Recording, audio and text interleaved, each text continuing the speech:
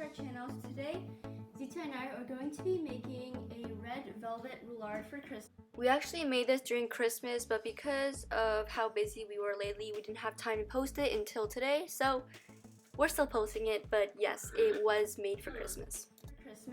Yeah, we're gonna make a cake. Yes, and it's gluten-free, this recipe. Yeah, just a little bit, and then but everybody will eat all the cakes. Everybody. The recipe for this red velvet roulade cake will be linked down below in the description box, and this recipe is by Bigger Bolder Baker on YouTube, so I'll link her YouTube channel down below, so don't forget to check that recipe out. So here are the ingredients. So first we have some cornstarch, and I'll leave all the measurements up here. And we have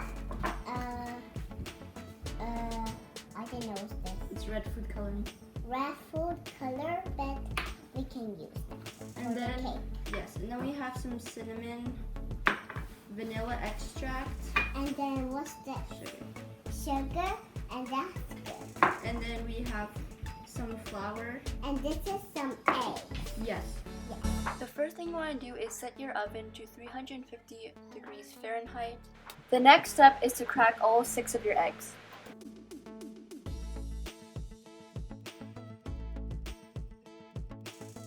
You ready?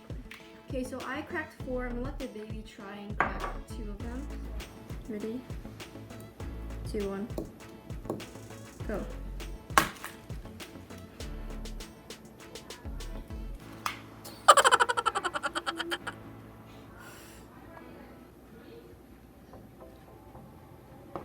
The first step is you're going to put your eggs into your electric mixture, and I recommend that you have an electrical one because it'll be so hard to whip it by hand.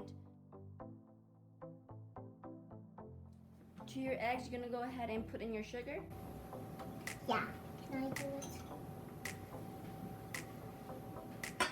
You're going to want to whip these eggs up for around 5 to 6 minutes until it's really light in color and very fluffy, and it should have increased in volume by 3 times. The next thing is vanilla extract and your red food coloring, so you're going to go ahead and add that to your eggs once they're done. And I recommend you use red food coloring that is in a gel form because it tends to be more concentrated than ones you use for arts and crafts, so always look for the ones that are meant to be used to color icing.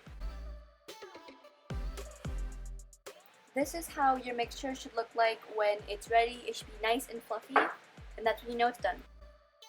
So now that we're done with all of that part, it's time to mix in our dry ingredients. Yeah. So can you hold it? Okay. So we're gonna go ahead and put the cocoa powder. Careful.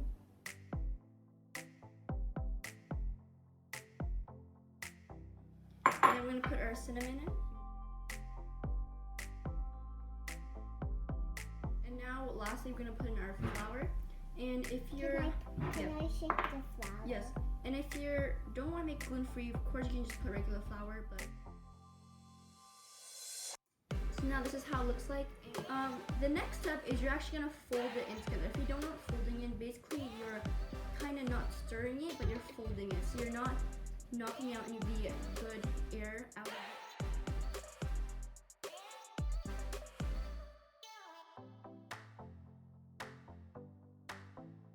It is a roulade, it's actually Christmas log. You're going to have to fold it, right? So my best recommendation for you is to use parchment paper. So I'm going to use some Pam cooking sprays. First spray it down and then rub it in, so it'll be easier to stick. So let's go ahead and do it right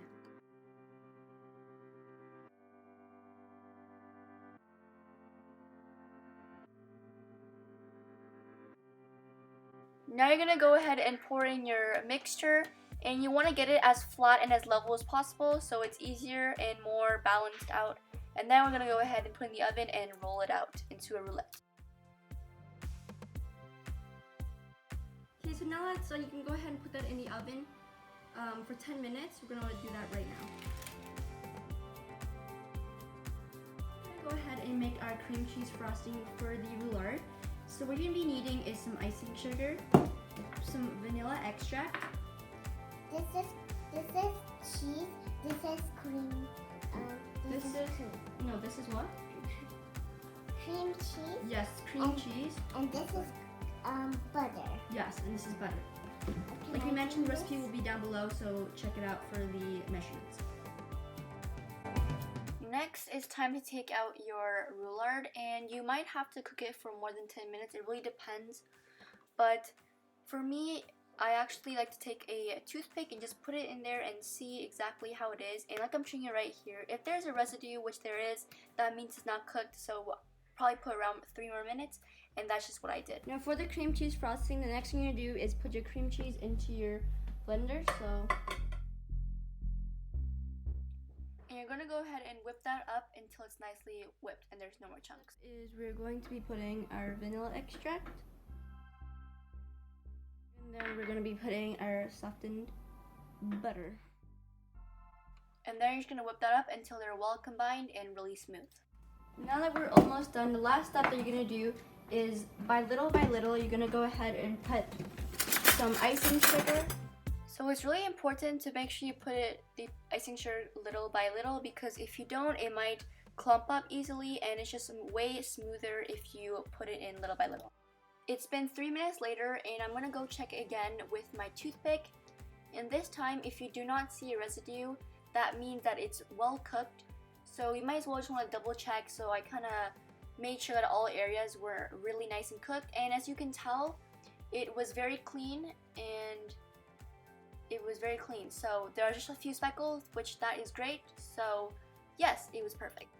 A really important step to follow is that once it comes out of the oven, around a minute later, you should kind of mimic a rolling method with the roulade. So what I like to do is kind of just move it left to right and move it around so it can mimic that form, so it'll be easier to shape and not break as easily. So now we are prepping to get the roulade rolled out. So before I like to do anything, I like to use another rack and put some saran wrap on it, and I like to flip that over and then peel off the parchment paper.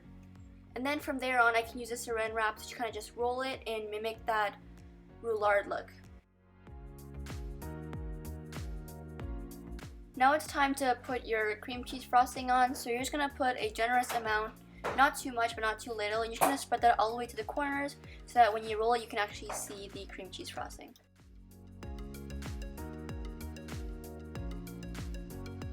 Now here's where it gets really scary, and that is that you actually have to start rolling your roulade. Now it's actually really hard if something goes wrong. So, and in this instant, it kind of fell apart, so it wasn't as great, but it broke in half. But that's okay. But next I'm going to move on to the icing. So I'm just going to put it into a piping bag, and I'm drawing these. I'm going to put these lines there just for decoration, and then I'm going to top it off with some sprinkles.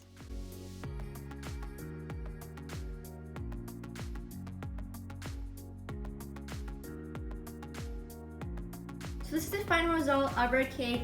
We hope you enjoyed it.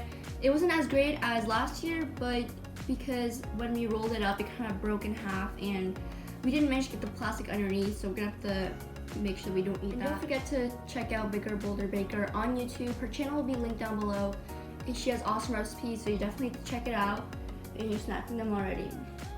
Anyways, thank you so much for watching. Don't forget to subscribe, and I'll see you next video. Bye guys!